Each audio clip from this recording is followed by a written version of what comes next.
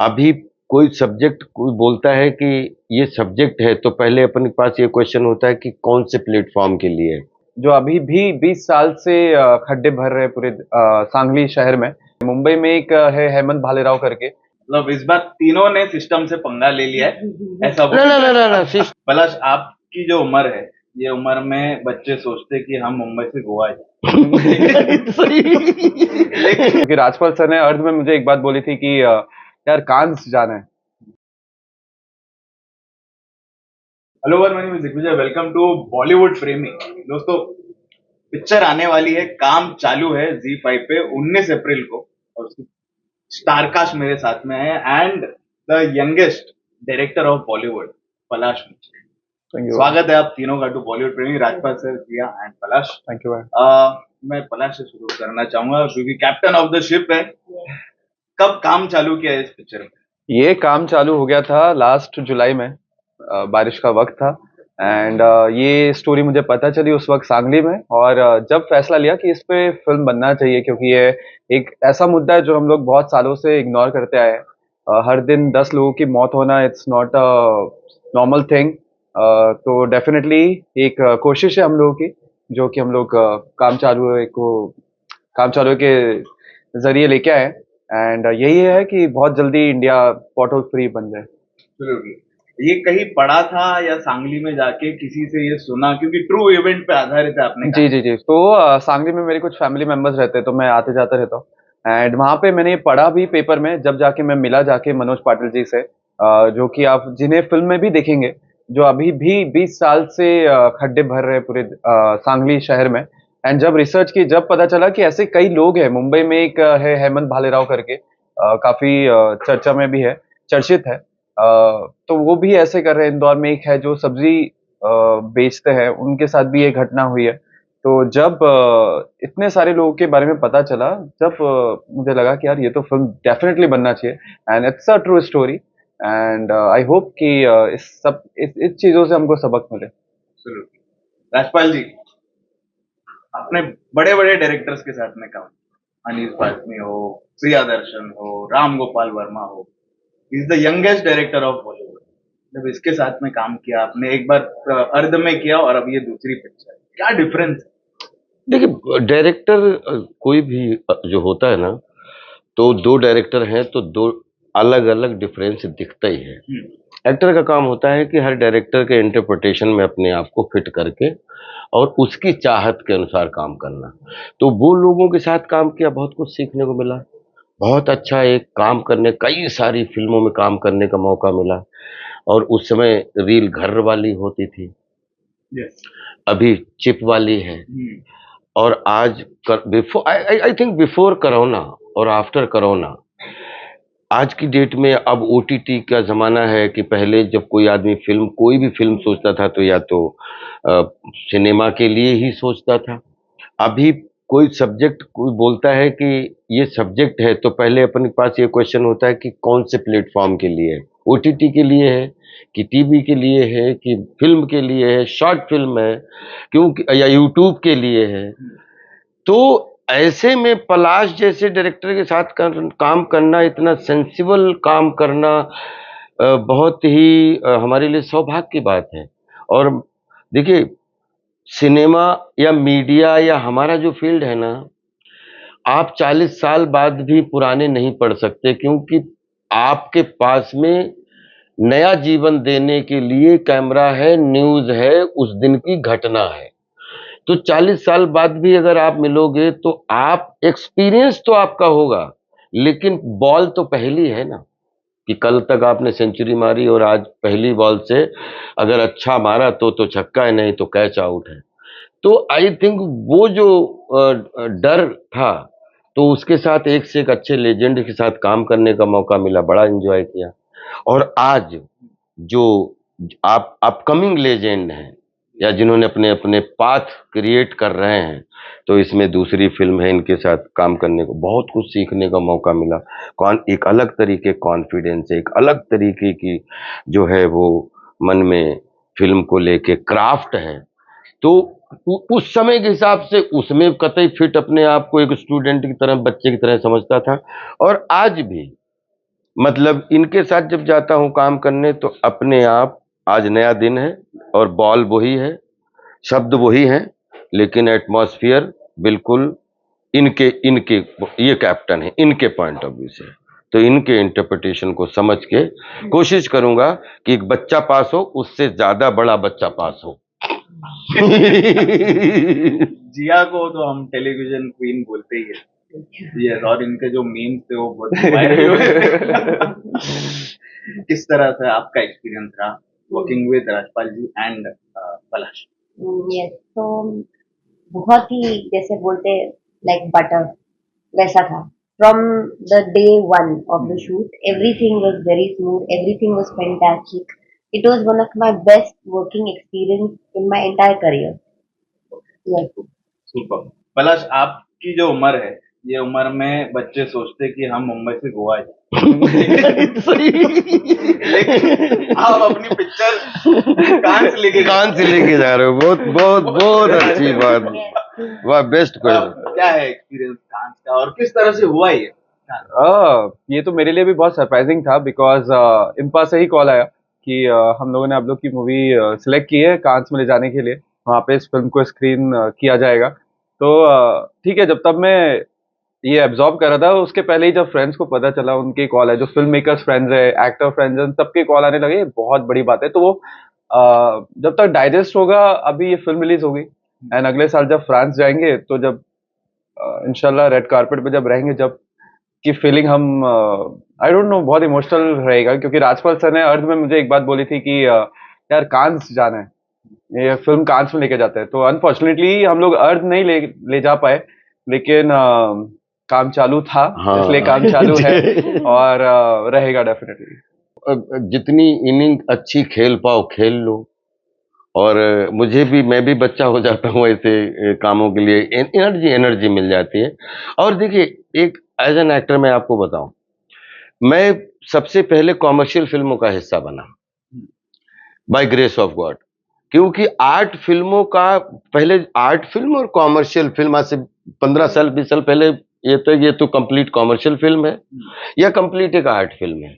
लेकिन जो semi commercial meaningful जो 15 साल से फिल्में अलग, जिसमें हमें भी मौका मिला, मैं माधुरी दीक्षित बनना चाहती हूँ या मैं मेरी पत्नी और वो, लेकिन एज ए ह्यूमन बीइंग आप सही कह रहे हो, जैसा सोचता है वैसा। एक हमने फिल्म की थी कोरोना में, सफाईबाज, उसमें नाली में काम करने वाला बंदा था, बड़ी छोटी सी फिल्म थी, लखनऊ में जाके जो नालियों के अंदर जो सफाईबाज काम करते हैं, उनकी जिंदगी के बारे में वो फिल्म आई और वो मतलब रिलीज भी हुई और उनको कई लोगों ने देखा। लेकिन ऐसी फिल्मों को, मीनिंगफुल फिल्मों को बहुत ज्यादा, सही बात है कि एक जागरूकता के लिए बनी। उसके बाद में ये अर्ध हमारी क्रिएटिव फील्ड के लिए जो लोगों को जिंदगी बनानी है, तो उसमें क्या संघर्ष होता है। तीसरी फिल्म ये काम चालू है, जिसमें गड्ढे भरने का काम जो है इसको मिला।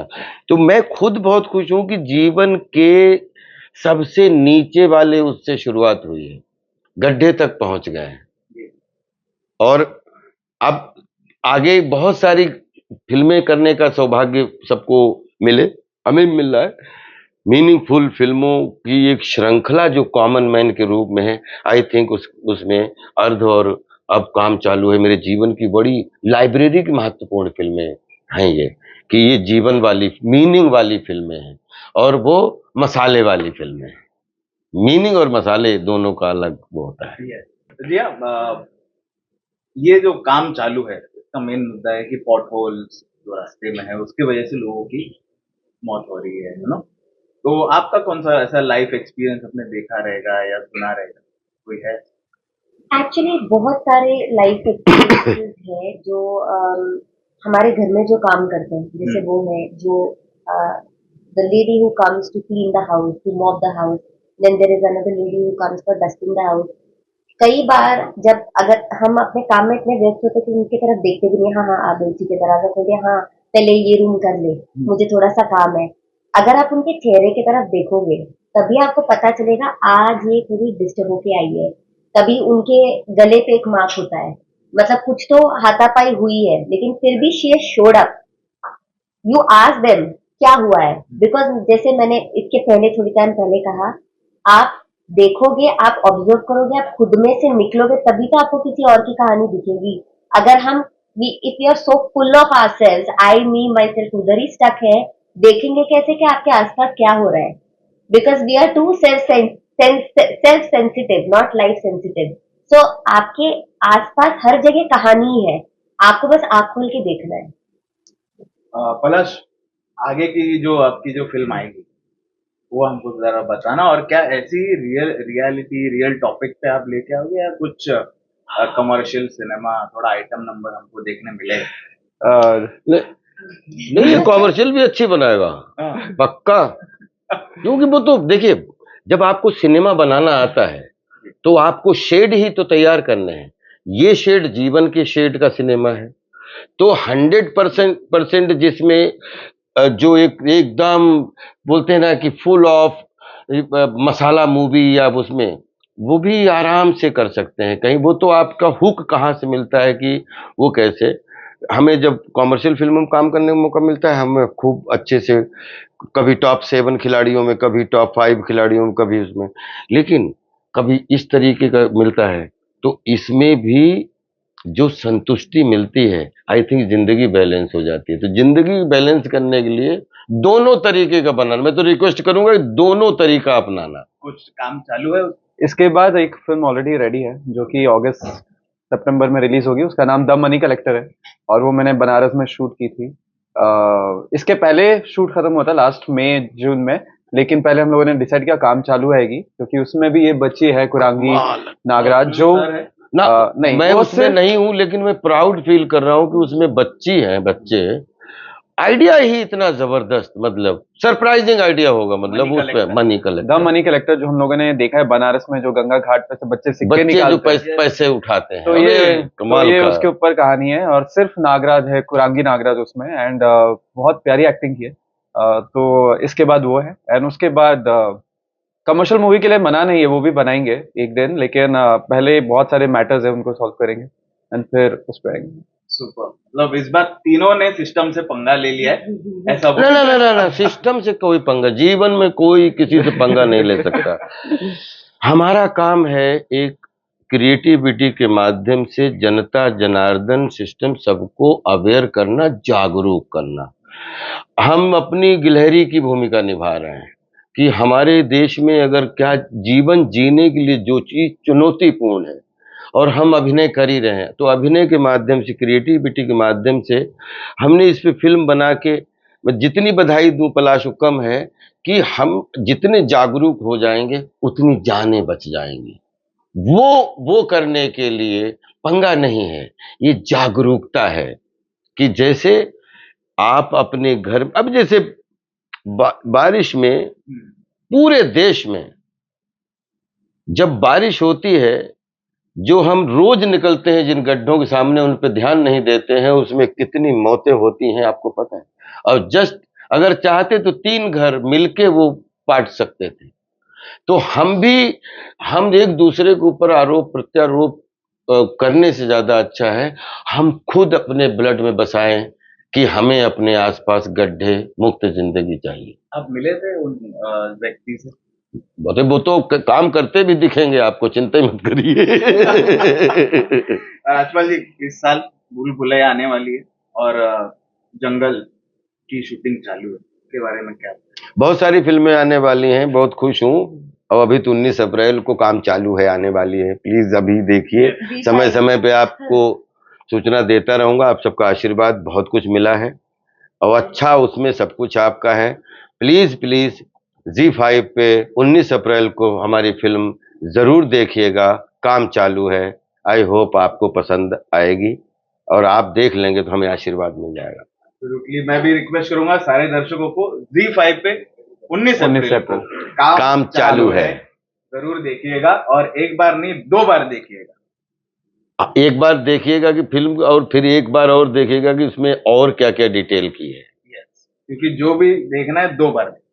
अच्छा, ये प्लीज प्लीज जरूर देखिए। थैंक यू बोलना चाहूंगा। Thank you brother, thank you, precious thank time. You, Palash, all the Thank you. Best, and फिर मिलेंगे सक्सेस पार्टी।